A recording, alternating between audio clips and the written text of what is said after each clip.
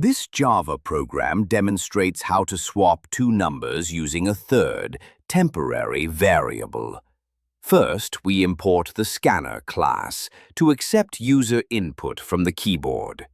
Inside the main method, we create a scanner object to read inputs. The program then prompts the user to enter two numbers. These numbers are stored in two integer variables, a and b. To perform the swap, we introduce a third variable called temp. The value of a is stored in temp, then the value of b is assigned to a, and finally the value stored in temp, which holds the original value of a, is assigned to b. This completes the swap operation. Before and after the swap, the program prints the values of a and b to show the change.